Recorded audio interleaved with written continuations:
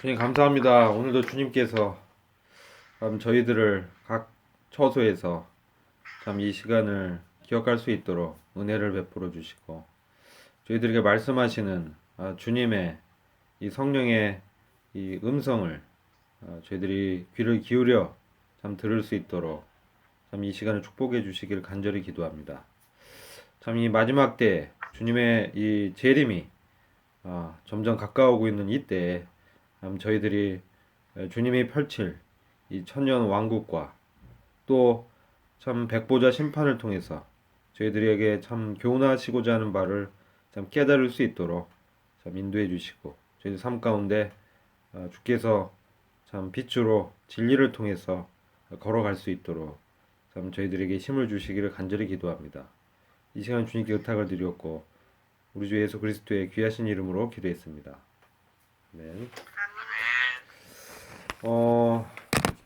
오늘은 그 20장을 읽고 나눈 시간을 갖도록 하겠습니다. 다 찾으셨죠? 제가 교독하죠. 제가 한 절 읽고 또 형제하면 한 절 읽고 또 내가 봄에 천사가 무저갱 열쇠와 큰 쇠사슬을 그 손에 가지고 하늘로서 내려와서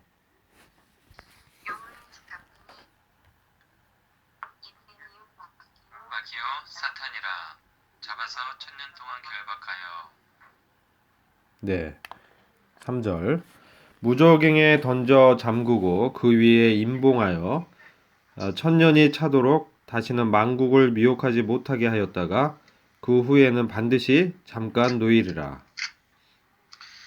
또 내가 보자들을 보니 거기에 앉은 자들이 있어 심판하는 권세를 받았더라.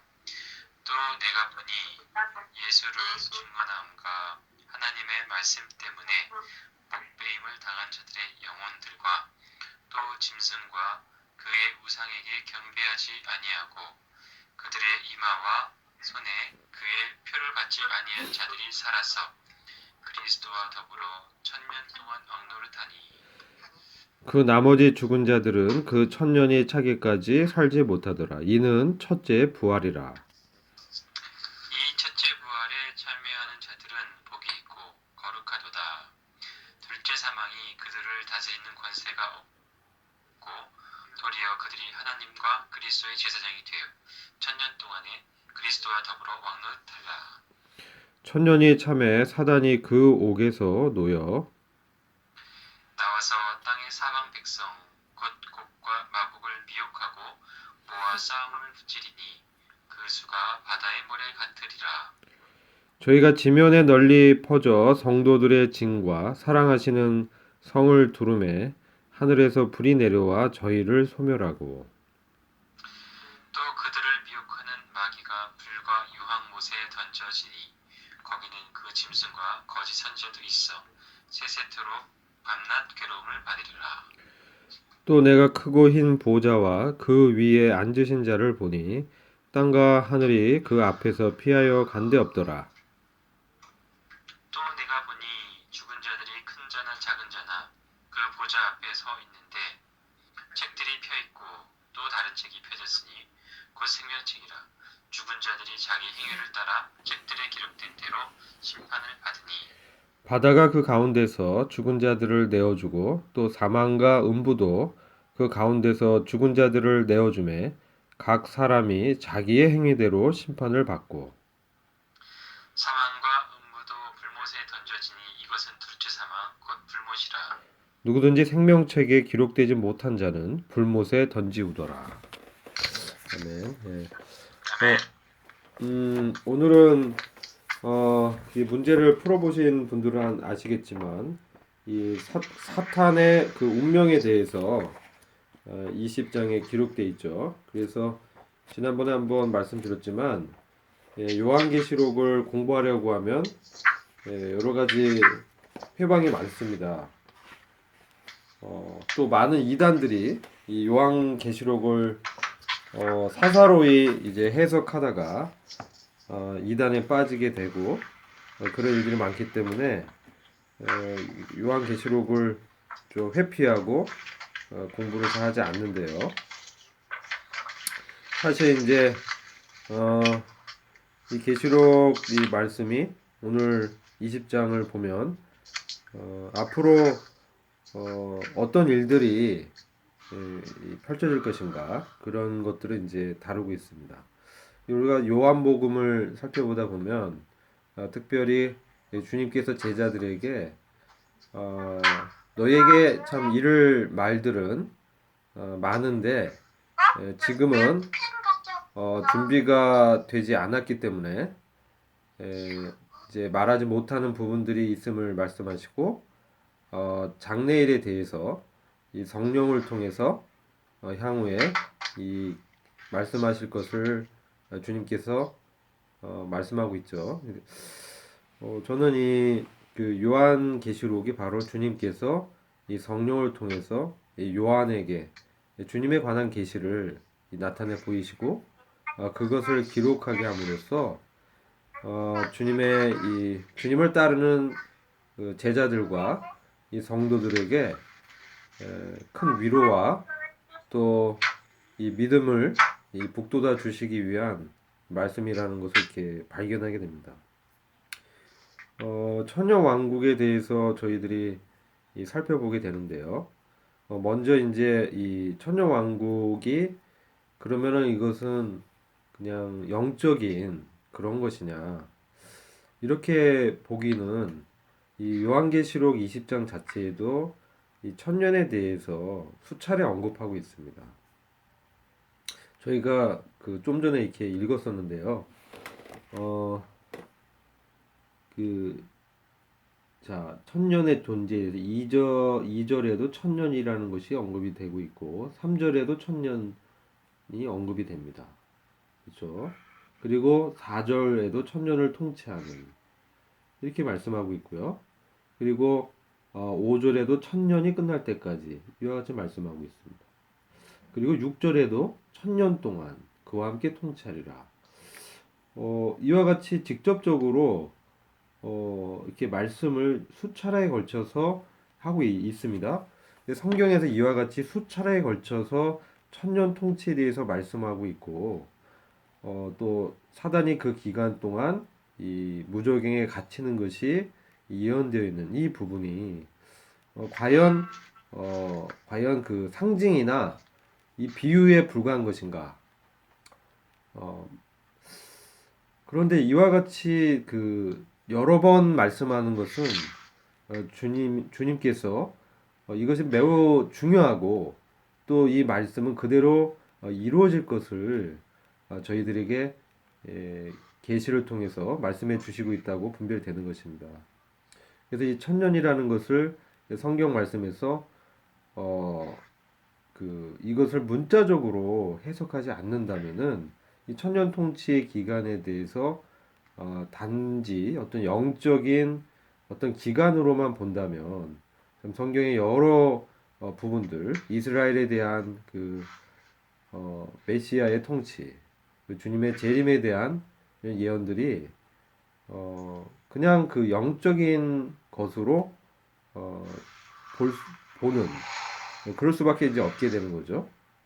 그렇게 됐을 때 성경의 많은 매우 중요한 이런 천년 통치가 그 가치와 이 실제성에 대해서 사람들에게 믿음을 갖지 못하도록 막고 있다는 것이죠.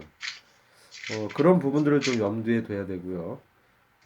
이런 말씀이 있어요.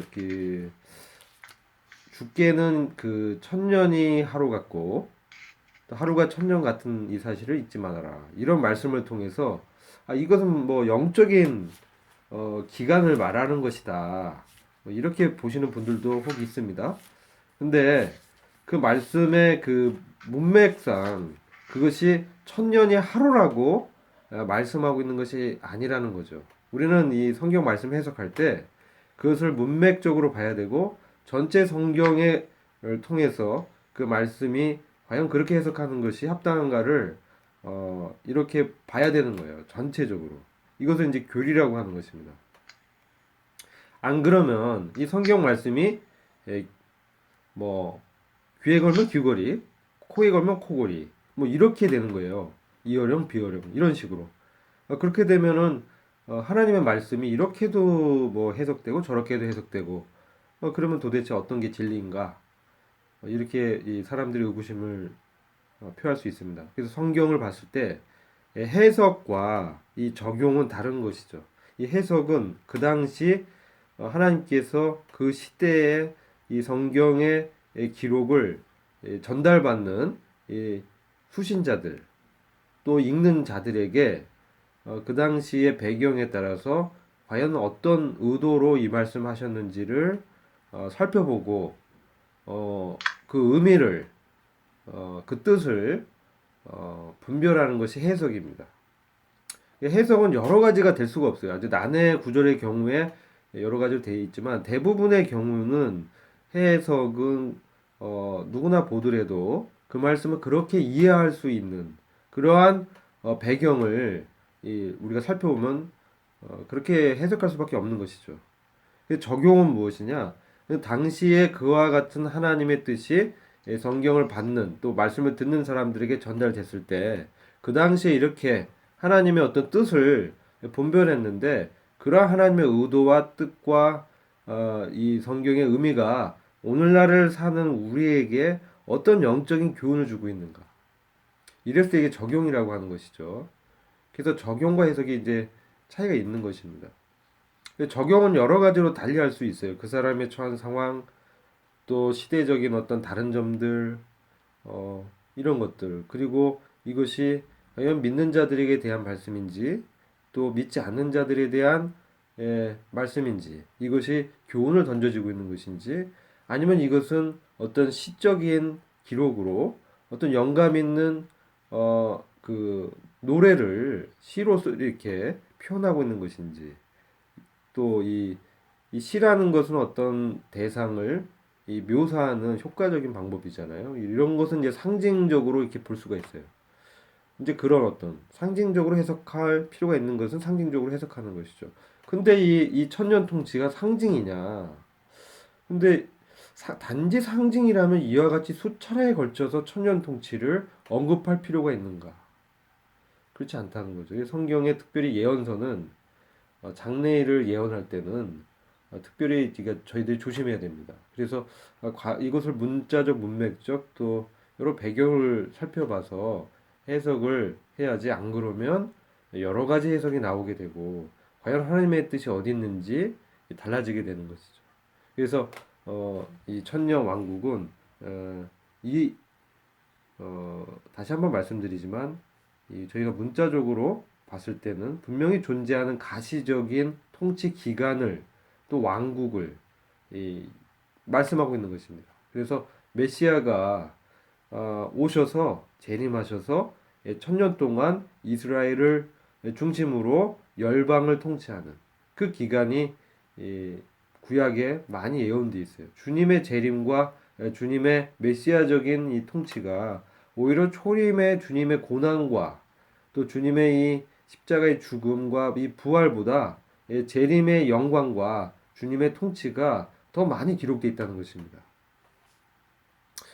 그래서 그런 의미에서 매우 중요한 위치를 차지하고 있다. 그리고 이 천년이라는 기간이 바로 이 때가 찬 경륜을 말씀하고 있다고 분별이 됩니다.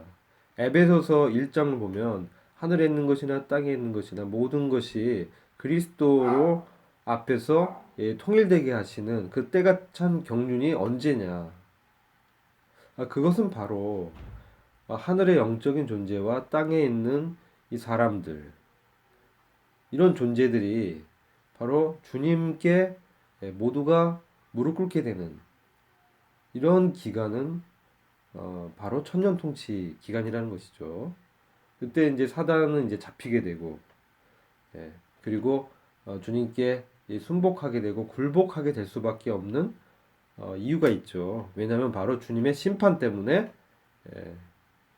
이 지상에서 주님의 그 심판을 목도하고 그 두려운 주님의 엄위함, 주님의 어떠하심을 사람들이 직접 보게 되기 때문에 그것을 거절하는 경우는 이 심판이 이게 따르게 되는 것이죠.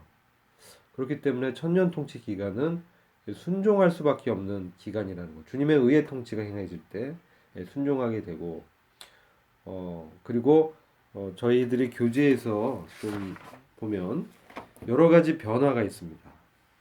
이 첫 번째는 이제 1절과 3절에서 사단은 이 천년 통치 기간 동안에 활동을 못 합니다. 그러니까 이 천년은 사단의 활동이 없는 그런 기간이라는 것이죠. 그 옛뱀 마귀 사탄은 바로 무적행에 이제 잡혀 가둔 바 되죠.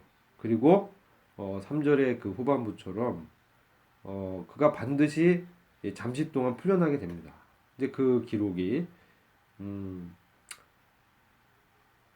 7절 보면 천년이 끝나면 사탄이 그의 감옥에서 풀려나서 당시에 이 천년이 끝나면 천년 통치 기간이 끝나고 직후에 사단이 풀려나서 이 민족들을 미혹합니다. 그래서 곡과 마곡의 이 전쟁이 일어나게 되죠. 이 부분이 이제 있게 되죠. 이것은 이따가 좀 저희가 살펴보게 되는데 이 천년 통치 기간 동안의 이 변화들이 구약에 기록되어 있는데 특별히 이 지구의 자연 환경이 에덴 동산의 낙원처럼 이렇게 변하게 되는 것이죠. 그래서 너무나 살기가 좋고 사람들이 노동을 그다지 아니해도 이 주님의 그 예루살렘 성전으로부터 그 샘의 물이 흘러 나와서 그것이 이 사막을 덮게 되고 그래서 사막이 옥토로 변하게 되면서 경작이 아주 자연스럽게 되어지는 아주 좋은 땅으로 이렇게 바뀌는 것이죠. 그리고 이렇게 자연환경이 에덴의 그 첫 창조의 그 낙원의 시절처럼 좋게 되니까 사람이 살기에 가장 적합한 환경으로 이렇게 바뀌게 되는 것이죠. 회복되는 것이죠. 사실 이 회복이 되었을 때 사람이 수명이 나무의 수명과 같이 된다. 그래서 이것은 막 이 천년 동안 나무가 이제 그 큰 나무 같은 경우 천년 이상을 살게 되죠. 그래서 나이테를 보면은 이게 몇백 살이다. 뭐 이렇게 우리가 알 수 있잖아요. 이 사람의 수명도 그와 같이 나무의 수명처럼 천년 동안 이렇게 살 수 있도록 되는 것이죠. 그것은 자연계의 환경이 완전히 이렇게 회복이 되는 것을 통해서 유해 광선이라든지 이런 바이러스, 이런 균들, 또한 이 스트레스 이런 것들이 없는 것이죠. 너무나 편안한 주님의 통치가 이제 사람들을 마음을 이와 같이 이렇게 변화시키고 또 동물들도 이제 초식 동물과 육식 동물이 있었는데 서로 화목한 관계로 회복이 되는 것입니다. 그래서 창세기에 보면 사자도 이제 풀을 먹는 초식 동물이었죠. 근데 이것이 이제 노아의 홍수 이후에 육식을 하게 되는 그런 일들이 펼쳐지는데 이 천년 통치 기간은 이 사자와 이 어린 양이 뛰놀고 있을 수가 없는 것이죠.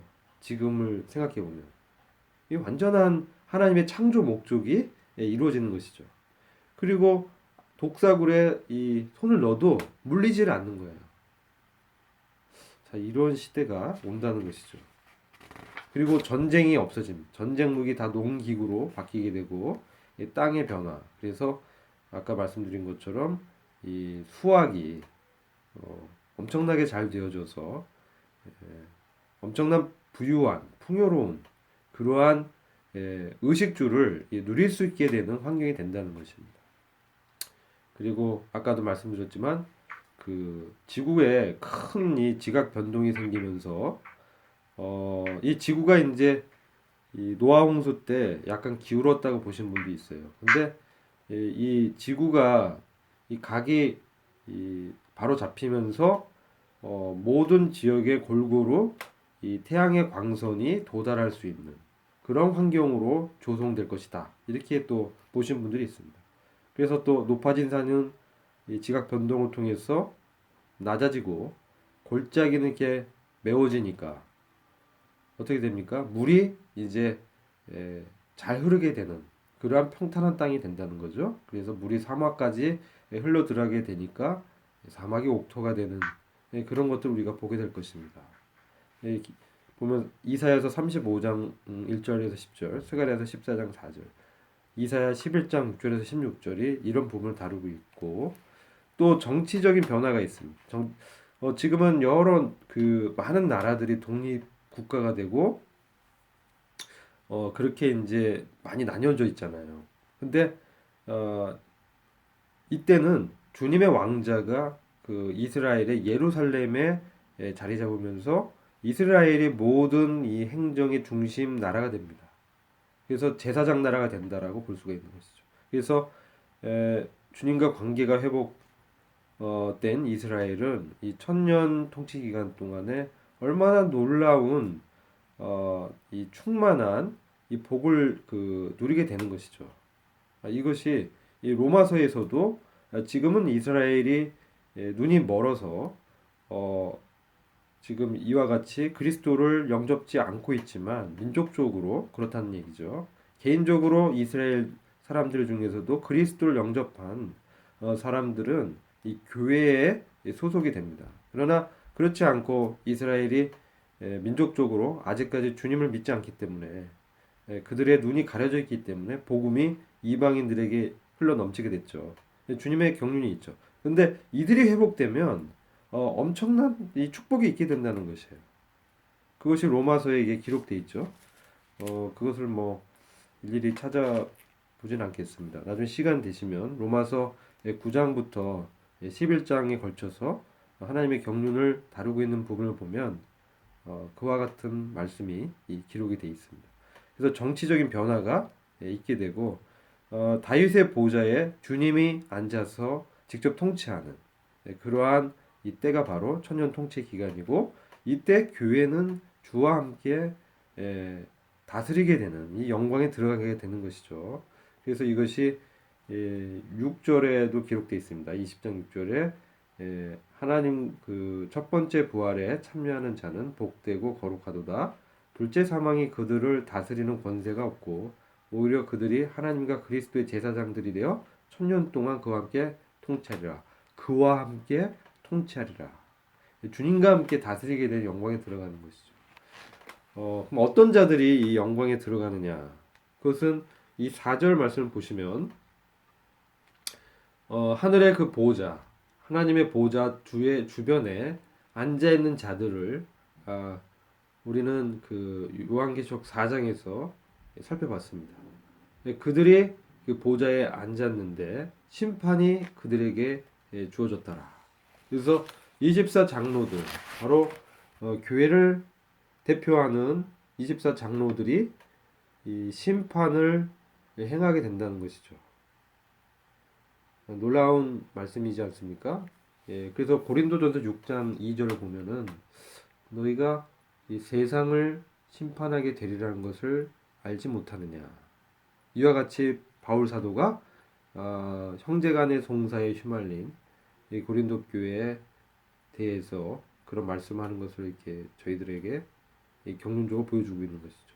세상을 심판할 줄을 알지 못하느냐. 천사들도 심판하게 된다는 거죠. 세상과 천사들을 교회가 심판하는. 이 천사들 중에 마귀도 있겠죠. 마귀도 결국은 바로 주님이 심판하실 때 교회가 함께 그 심판에 참여하게 되므로 이 마귀와 그 부하들, 이 사실 다 천사들입니다. 마귀는 특별히 천사 중에 특별히 덮는 그룹이었죠. 그들을 이 교회가 주님과 함께 심판할 때 참여하게 되는 것이죠. 자, 이 바로 놀라운 심판의 권세가 그들에게 주어졌다. 그리고 이 심판은 바로 누가 심판할 수 있습니까? 통치하는 거죠.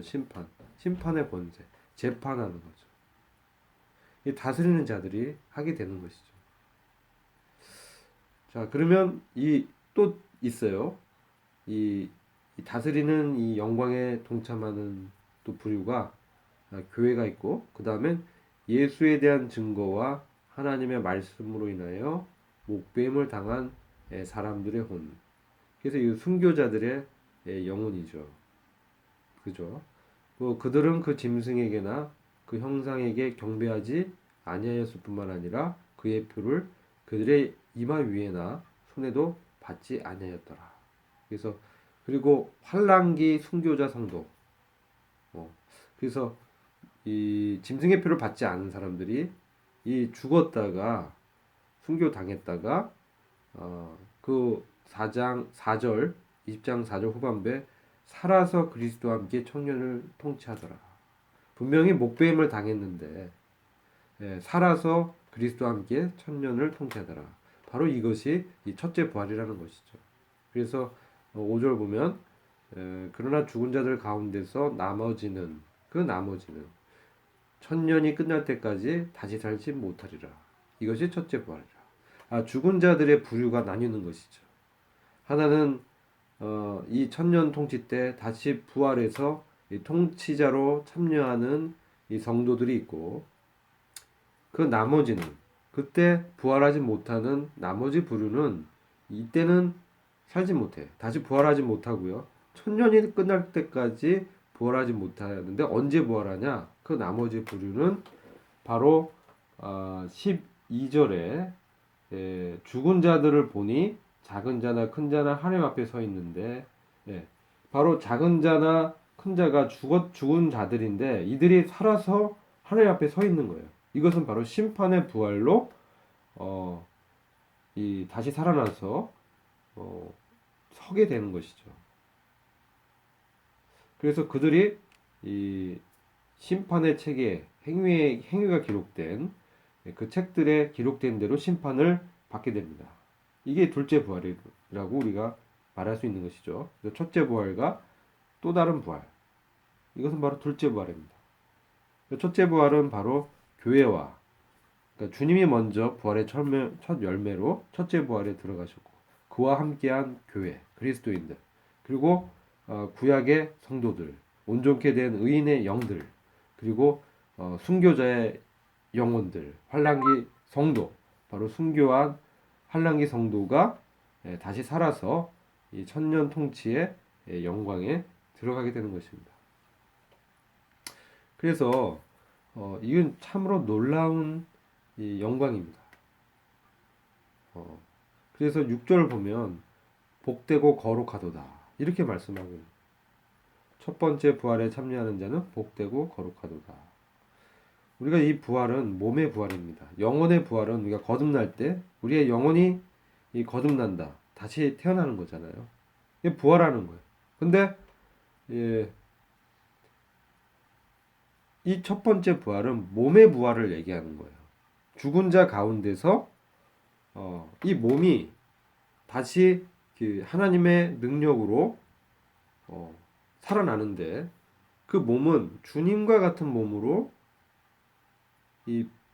그와 같은 몸으로 입고 살아나는 거죠.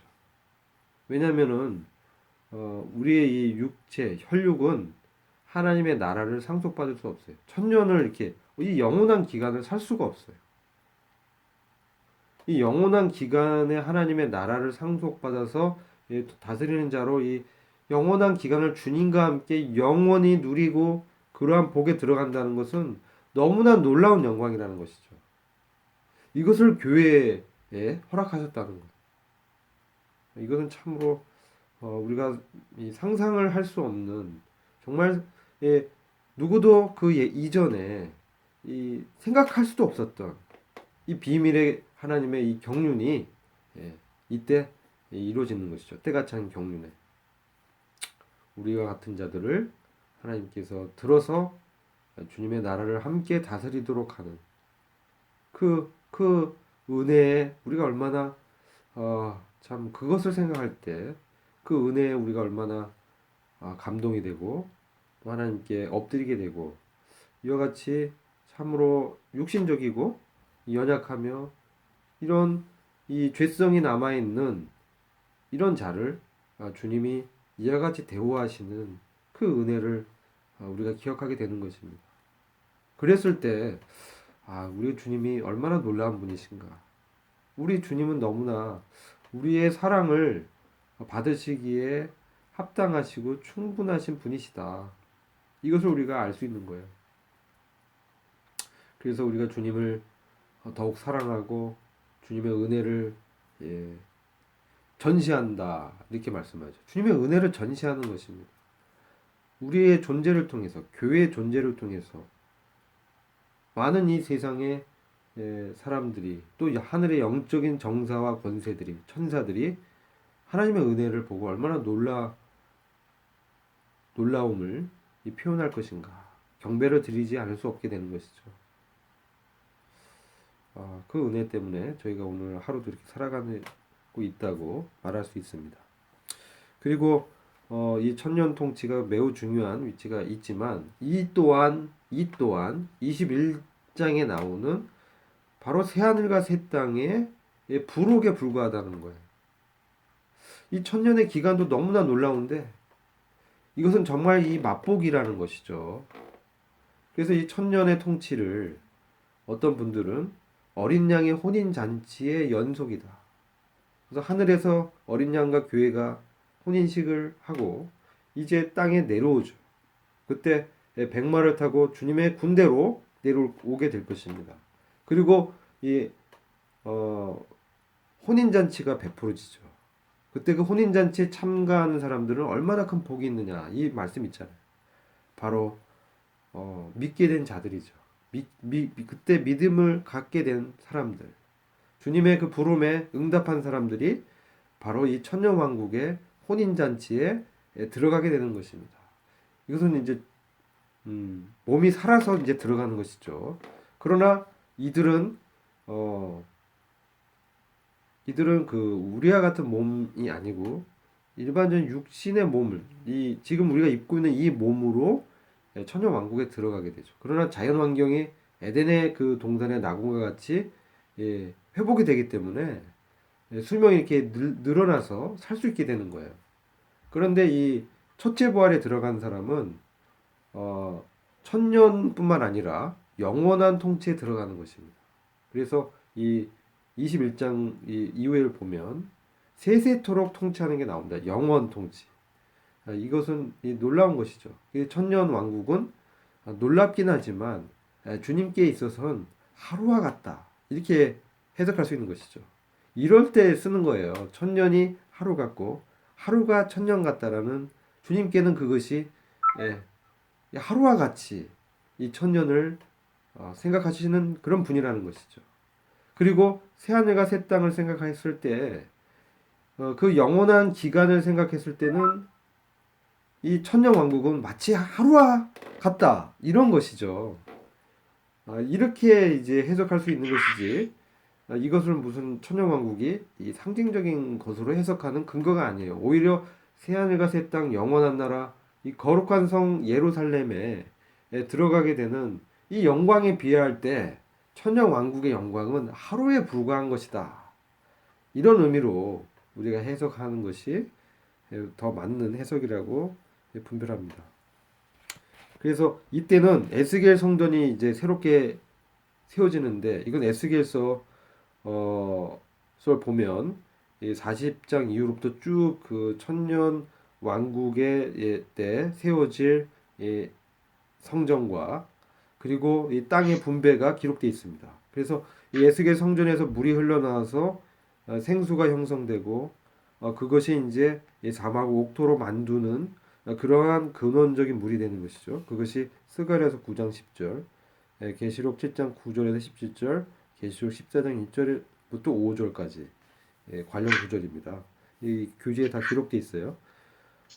그리고 에스겔서 48장 35절에 너무나 유명한 말씀이 있죠. 여호와 샴마. 여호와 샴마가 무슨 뜻입니까? 네? 여호와 샴마가 무슨 뜻이죠?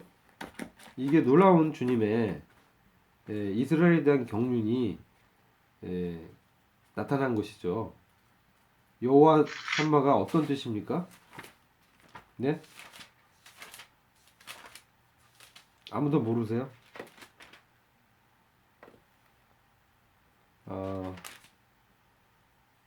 주께서 거기 계시다 이런 뜻입니다. 주께서 거기 계시다. 이게 여호와 샴마예요. 그래서 이 주님의 영광의 임재가 예루살렘 성전에 회복이 되는 것입니다. 임마누엘의 그 영광이 예루살렘 성전에 회복되고 쉐키나의 영광이 가득 찬.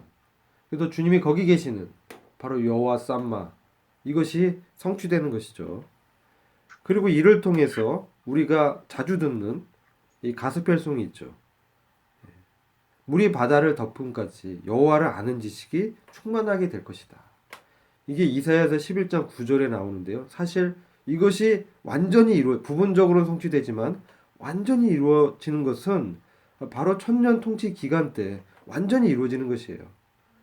주님을 아는 것이 바다를 덮은 것 같이 물이 바다를 덮은 것 같이 세상에 충만케 되는 거예요. 그때는 이 주님의 통치에 모두가 다 굴복하게 된다는 것이죠.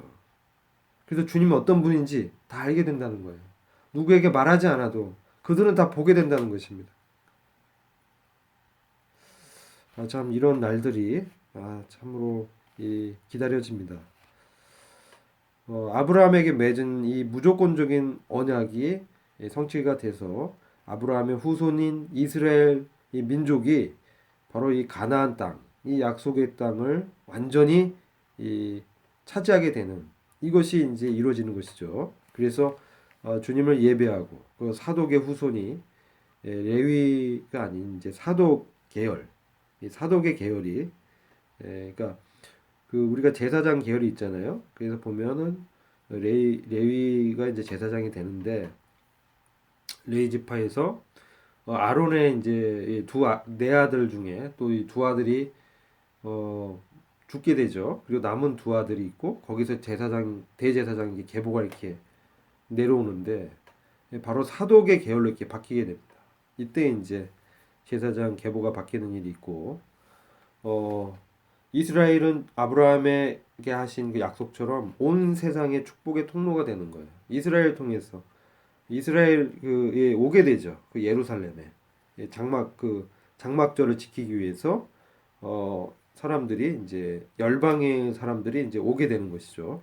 이게 바로 마지막 때 그 주님의 천년왕국 통치가 어떻게 나타나는지를 저희들에게 보여주고 있습니다. 그래서 주님의 이 장막절을 지키지 않는 주님의 유월절, 주님의 장막절 이게 이스라엘의 유월절과 유대인의 유월절과 유대인의 장막절이 아니에요. 주님의 장막절이 되는 거죠. 그래서 온 세상의 열방들이 모든 민족들이 장막절을 지키게 될 것입니다. 그래서 풍요한 주님의 은혜를 누리게 된 것을 이제 찬양하기 위해서 장막절 때 이렇게 올라오게 되는 것이죠. 올라오지 않은 이스라엘에 오지 않는 예루살렘에 오지 않는 이 민족들은 그것을 기념하지 않는 민족들은 바로 심판을 당하게 되는 것이죠. 이러한 그 절기의 변화가 또한 있게 될 것입니다. 유월절과 무교절 이런 절기들이 간소화되지만 장막절은 모든 민족이 지키게 되는 것이죠. 네, 하여튼 이러한 환경의 변화, 정치의 변화, 그리고 하나님의 언약의 성취, 그리고 마귀의 이 갇힘, 그리고 마귀의 운명은 이제 더 추락하게 되죠. 그것이 이제 요한계시록 20장에 기록되어 있습니다. 아까도 좀 말씀드렸지만 곡과 마곡의 전쟁이 있다고 말씀드렸죠. 그것이 7절부터 9절까지 사탄이 천년 통치가 끝나고 잠시 동안 풀려나서 천년 왕국의 육신을 입고 들어간 사람들이 천년 동안 이제 그 아이를 낳게 되겠죠. 얼마나 많은 아이를 낳게 되겠습니까? 그들은 이 생육하고 번성하는 그들은 이제 그들의 그 후손들 그리고 또한 제가 분별하기는 천년 왕국에 들어가는 사람들 중에 정말 믿음이 없는 사람들도 일부 있을 거라고 분별합니다. 왜냐하면 그래서 이들이 천년 왕국에 하나님의 그 심판의 이 능력 앞에 굴복하지만 그의 마음까지는 굴복하지 못한 상태에서 이제 들어가게 되는 것이죠. 그랬을 때 그들의 후손들이 있잖아요. 이런 사람들이 이제 같이 이 반역을 일으키게 되는 것이죠. 그래서 땅의 사방에 있는 민족들, 곡과 마곡을 미혹하려고 마귀가 풀려나서 나가서 그들을 이제 미혹해서 전쟁을 일으켜서 예루살렘 성을 공격합니다. 그때 9절 보시면 성도들의 그 진영, 즉 성도들이 예루살렘 성에 있는데 이 성을 그 이런 곡과 마곡의 전쟁 때 이게 포위당했을 때 하늘에서 불이 내려와서 그들을 바로 삼켜버리는 심판이 있게 될 것입니다. 그래서 그 마귀와 마지막에 미혹된 이 사람들이 여기서 심판을 당하고 마귀도 드디어 마귀가 이때 붙잡혀서 바로 불못에 던져지게 됩니다. 마귀의 영원한 멸망, 둘째 사망에 들어가게 되는 것이죠. 거기는 이미 천년 전에 그 적그리스도 그 짐승과 거짓 선지자가 먼저 들어가서 고통을 당하고 있었는데 이제 영원토록 그 밤낮 없이 고통 가운데 들어가게 될 것입니다. 이게 마귀의 운명인 것입니다. 이 마귀의 운명을 우리가 볼 때 얼마나 큰 위로를 받는지 모르겠어요. 지금 마귀가 얼마나 우리를 괴롭힙니까? 그죠? 얼마나 할 수만 있거든. 택함 받은 성도조차도 넘어지게 하려고 얼마나 우리를 괴롭히고 생명을 살지 못하도록 그리스도 인기가 나타나지 못하도록 넘어지게 하고 우리의 유업을 뺏어가려고 유업을 우리가 누리지 못하도록 하는 것이죠. 그렇게 이제 방해하는 것이죠. 그렇게 이제 연약하게 육신적으로 만들어버리는 그런 마귀가 성도와 성도를 이간질하고 하나님을 회방하고 그런 마귀가 이때 완전히 멸망하게 된다는 거죠. 그리고 이제 아까 말씀드린 것처럼 11절 이하가 바로 백보자 심판. 이건 천년 통치 끝나고 나서 바로 하늘에서 하나님께서 백보자에 앉으셔서 둘째 부활로 다시 살린 그 악인들을 이때 심판하시는 것이죠. 그래서 물론대소하고 노인이나 어린이 아이나 작은 자나 큰 자나 다 하나님 앞에 서게 해서 행위의 책들에 기록된 대로 심판을 받습니다. 근데 거기 보면 생명책이 있고 행위가 기록된 책이 있어요. 근데 여기는 복수형이에요. 행위가 기록된 책은 행위가 많이 있잖아요. 얼마나 많은 죄를 져요. 그죠? 이름은 몇 자 쓰면 끝나잖아. 생명책은 바로 구원받은 사람의 이름이 적혀 있는 책이죠. 이 생명책에 기록되지 않은 자들은 모두 다 행위의 책들에 기록된 그대로 형벌을 정해지고 그리고 심판을 받게 되는 거죠. 그리고 13절 보면 바다 안에 죽었던 자들도 다시 이제 살려줘서 심판받고 마지막 그 심판받을 대상은 무엇입니까? 사망이죠. 사망. 사망과 음부도 이 불못에 던져지는 것이죠. 그러니까 이 불못은 이 음부와 다른 것입니다. 이 지옥이라고 뭐 어떤 데 번역되고 하는데 이 음부는 하데스라고 해요. 하데스. 이 지옥 불못은 게헨나라고 해요. 그래서 원어도 달라. 그 음부는 뭐냐면 사람이 죽었을 때 낙원에 가지 못한 사람들이 지하 세계인 이 음부에서 고통을 받지만 아직 그 심판을 받지는 않았어요. 그래서 이들은 고통 가운데 있어요. 그러나 이들의 혼이 어떤 형상을 갖고 있고 신음하면서 목말라하면서 너무나 고통을 받지만 이건 지옥 불못에 들어가는 어떤 형량이 정해진 건 아니에요.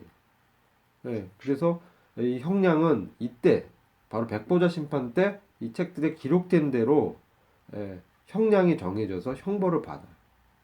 우리의 상급도 보상의 정도가 다르고 이 지옥의 형벌도 지옥 불못의 형벌도 행위에 기록된 그거에 따라서 차등적으로 지옥의 형벌도 부과되리라 볼 수 있는 것이죠. 공의 하나님이시니까. 그래서 이 심판이 이제 이렇게 되어지고 마지막 멸망받은 것이 사망, 이 음부가 불못에 던져져서 사망이 없어지게 되는 거예요. 죽음이 이제 없는. 그래서 영원한 나라에 들어가게 되는 거죠. 새하늘과 새 땅. 이것이 바로 둘째 사망이다라고 말씀. 하나님과 영원한 단절. 누구든지 생명책에 기록되지 않은 자들은 불못에 던져지더라. 네, 여기까지 이제 본문에 대해서 저희가 한번 살펴봤고요. 문제를 함께 풀겠습니다. 1번 천여 왕국 동안과 그 이후 사탄의 운명은 어떻게 되는지 설명하여 보시고 사탄의 과거와 현재 그리고 미래를 통하여 사탄의 결국에 대해 알게 됩니다. 이 사탄의 운명을 알게 될 때 우리는 어떻게 사탄을 대적할 수 있을까요? 뭐 이런 질문을 한번 만들어 봤어요. 많은 이제 참고 구절을 만들어 봤는데 이거는 뭐 어렵지 않죠. 네.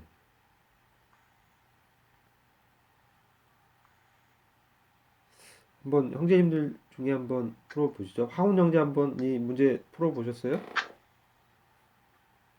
뭐 갔는데 크게 얘기하세요. 크게. 예, 어떻게 그를 대적할 수 있다고 생각하십니까? 그것에 대한 답변 말씀드리면 되는 거죠? 네, 사단의 운명은 뭐 우리 다 설명 들었으니까. 네. 뭐 우리가 이제 뭐 아까 4절에서도 저희 본 것처럼 어, 우리가 결국에는 그 그리스도와 함께 심판을 할 수 있는 권세를 받은 자들인 것을 담대하게 사단에게 얘기하고 그러면서 사단이 우리를 어떻게 하려는 시도조차를 못하게 할 수 있다라고 생각합니다. 그런 좀 담대하게 그런 것들을 마음에 품고 선포할 수 있습니다. 좋습니다. 네. 근데 또 한번 다른 형제님들을 좀 더 보완해 주셔도 좋습니다. 우리 하운 형제님도 잘 말씀해 주셨는데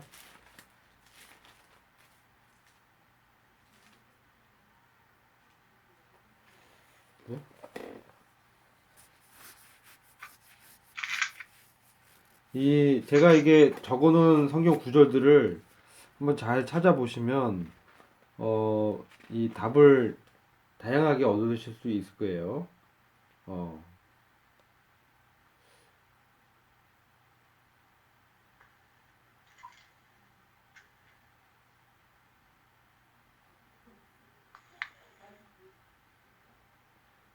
이 마귀를 어떻게 대적할 수 있는가 이런 거죠. 아까 이제 믿음으로 우리가 심판하는 권세를 받았다는 어떤 믿음으로 우리가 담대하게 행할 때 마귀는 도망갈 것이다. 이런 말씀을 해주신 것이죠. 어떻습니까? 또 다른 부분을 그 부분도 분명히 맞고요. 다른 부분도 있죠.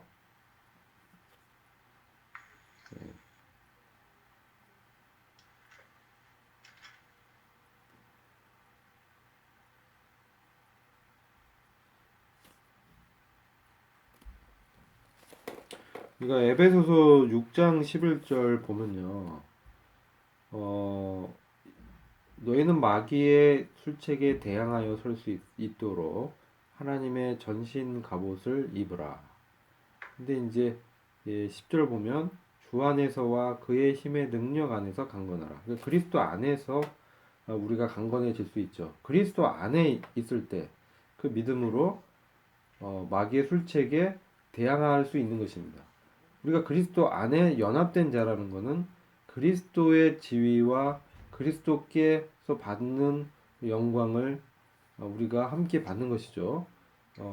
그랬을 때 우리가 바로 그 심판의 권세에 참여하기 때문에 그분의 영광 가운데서 우리가 마귀가 우리를 압박할 때 두려워할 필요가 없다는 것이죠. 오히려 기도하고 주님께 이러한 사정을 아뢰었을 때 주님이 지혜를 주신다는 거죠. 이런 부분들을 한번 그 시간 되실 때 다른 참고 구절도 해당되니까 그런 부분들을 한번 보시면 도움이 되실 거예요. 이제 마귀를 예를 들어 유혹은 피하죠. 유혹은 피하는데 마귀를 이제 대적하는 그런 믿음이 어떤 것인지 우리가 또한 살펴볼 필요가 있는 것이죠. 그런 부분들이 중요하다고 생각해요. 요즘 너무 마귀가 여러 가지 그 양상으로 나타나서 성도를 이렇게 어렵게 하잖아요. 그럴 때 우리가 어떻게 믿음을 지키면서 대적할 수 있는가? 마귀의 운명을 안다는 거죠.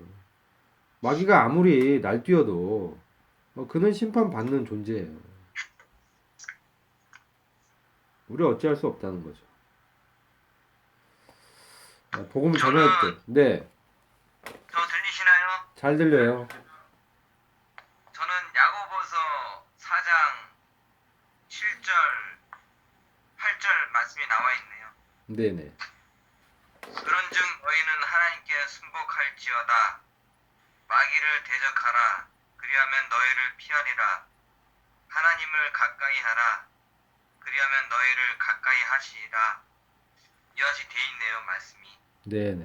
하나님께 순복하고 하나님을 찾고 우리 주님께 매달리는 삶을 살면은 이런 마귀가 여기 틈을 타서 들어오지 않고 주님 안에서 걸어가지 않은가 싶어서 말씀드립니다.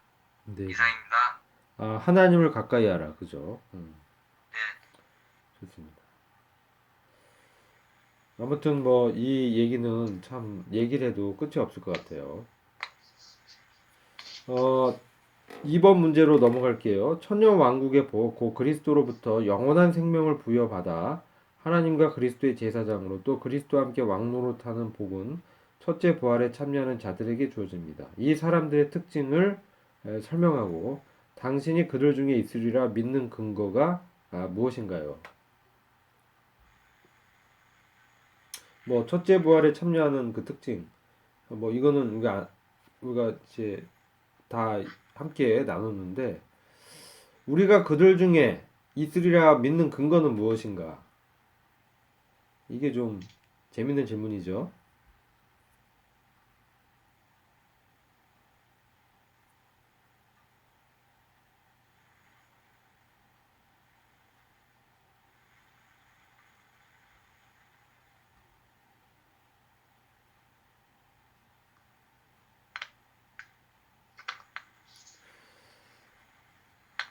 우리가 바로 그 지금 첫째 부활에 참여하는 사람들이 보좌에 이제 앉아 있는 그 24 장로들이 이제 참여하잖아요.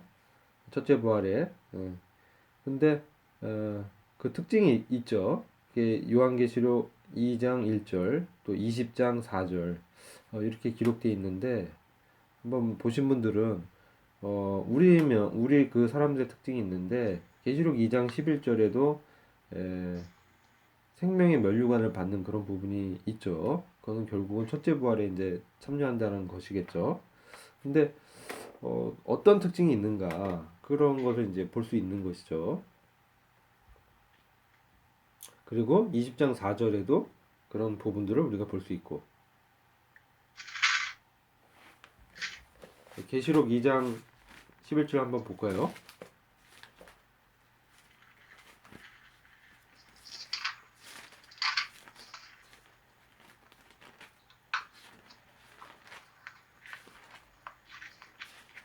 이 장 그 11절 보시면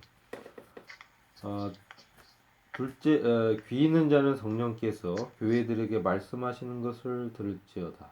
이기는 자는 둘째 사망으로부터 해를 받지 아니하리라. 그러니까 첫째 부활에 들어간다는 거죠. 근데 누가 이기는 자가 누가 여기서 지금 어느 교회입니까? 이 교회는 서머나 교회예요. 서머나 교회는 지금 바로 고난 중에 있는 핍박 가운데 있는 교회를 대표하는 교회인데 그럼 어떤 영적인 특징이 있냐? 이때 바로 10절에 보니까 2장 10절에 보니까 이 사람들이 유대인들이 모독하고 핍박한 그런 사건이 있었어요. 그래서 유대인들이 고발하고 해가지고 이제 잡혀서 감옥에 이제 던져지고 실현을 당하는. 그런데 10절 보면 너희가 열흘 동안 환난을 받으리라. 죽기까지 신실하라. 그러면 내게 생명의 면류관을 주리라. 폴리캅이 기억나죠? 열흘 동안 환난을 받으리라. 우리 시련의 기간은 어떻다는 걸 알 수 있죠? 기간이 정해져 있다. 이것은 이제 우리가 이 땅 가운데 살 때 어려움도 이 정해진 기간 동안만 받는 것이라는 거죠. 그렇기 때문에 그 이후에는 우리에게 영광이 있기 때문에 죽기까지 죽도록 믿음을 지켜라, 신실하라, 뭐 충성하라, 뭐 이렇게 돼 있어요. 근데 이게 이 신실하라, 이것은 믿음을 지키라는 얘기죠. 결국은 그러면 생명의 면류관을 주리라. 바로 첫째 부활의 영광에 들어가게 되는. 이게 바로 이기는 자의 특징이 있죠. 이것을 이제 말하는 것입니다. 그렇다면 우리는 이런 사람들 가운데 우리가 들어갈 것인가? 그들 중에 있으리라 믿는 근거는 무엇인가? 이게 지금 또 다른 질문이에요.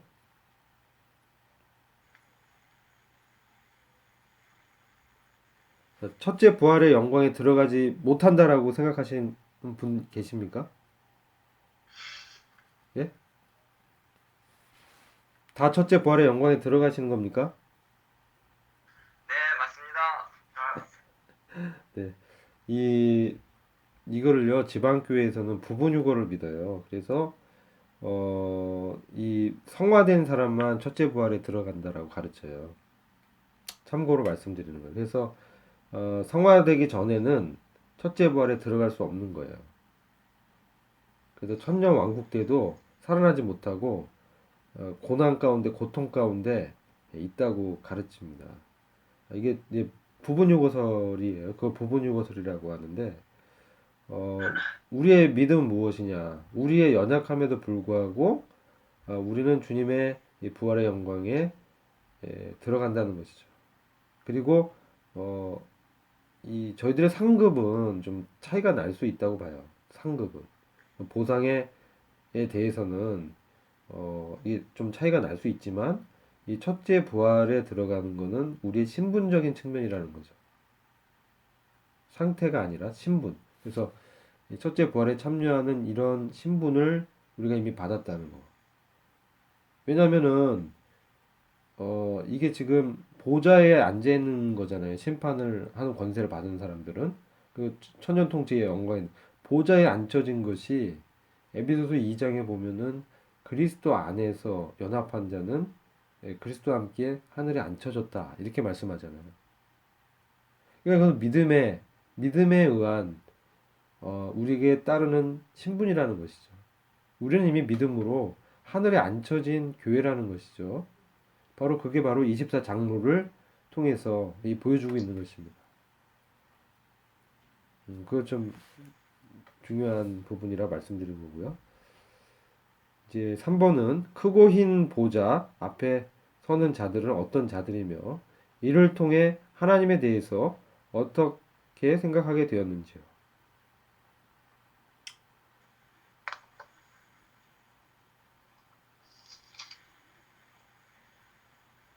뭐, 상용 형제님, 3번 문제는 어떻게 보셨습니까?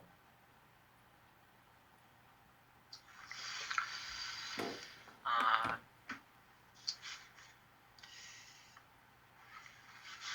특별하게 많이 깊게 묵상은 못했는데요. 네네. 아,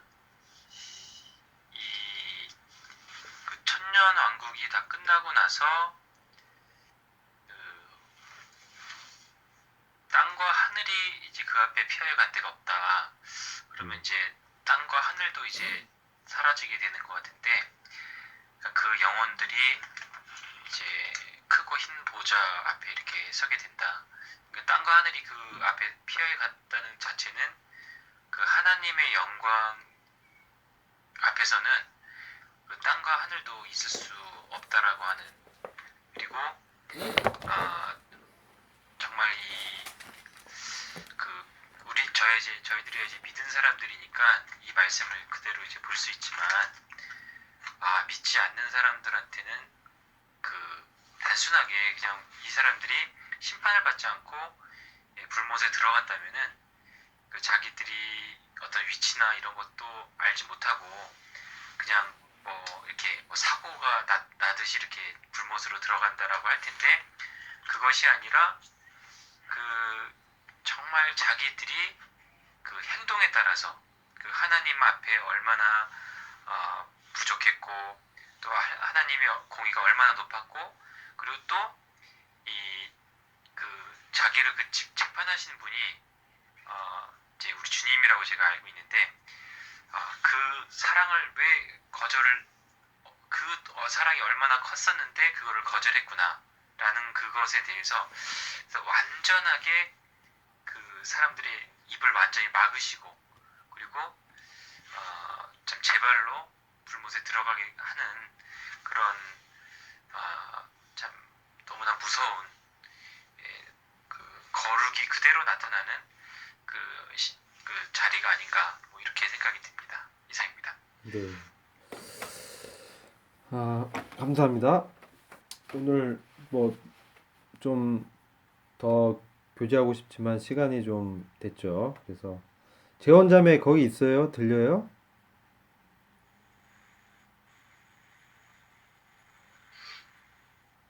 연결이 된 것 같은데 좀 계속 그 신호는 가는데, 나중에 한번 확인을 해봐야 될 것 같아요.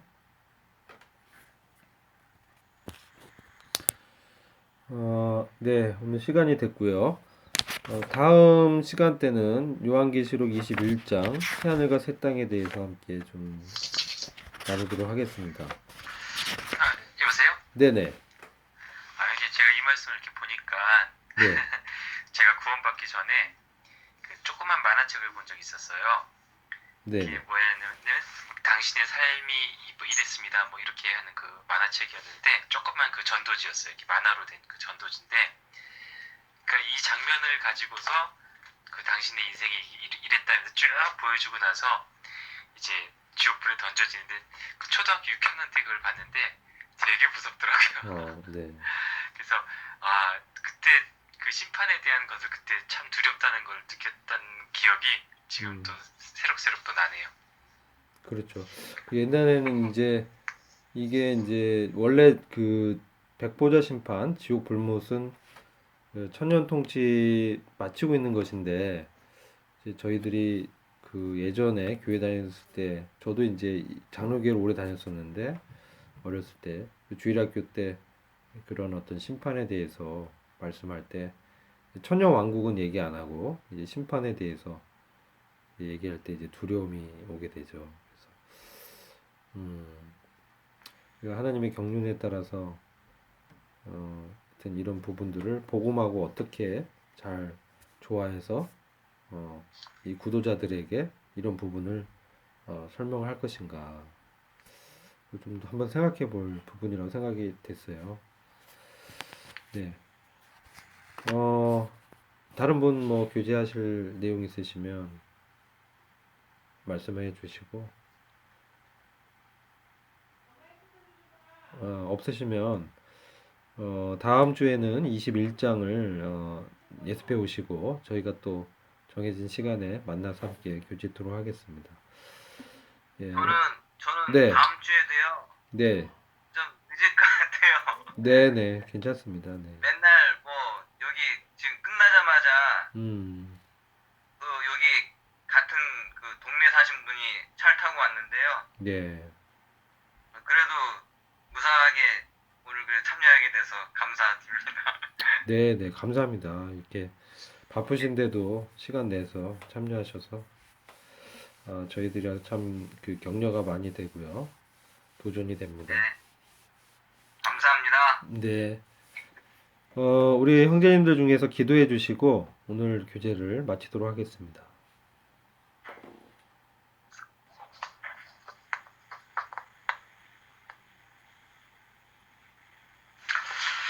주님 감사합니다. 참 저희들이 참 이 20장에 이제 이르러 그 참 은혜의 주님보다는 참 은혜가 제거된 그 공의의 하나님을 저희들이 바라보게 되옵나이다. 참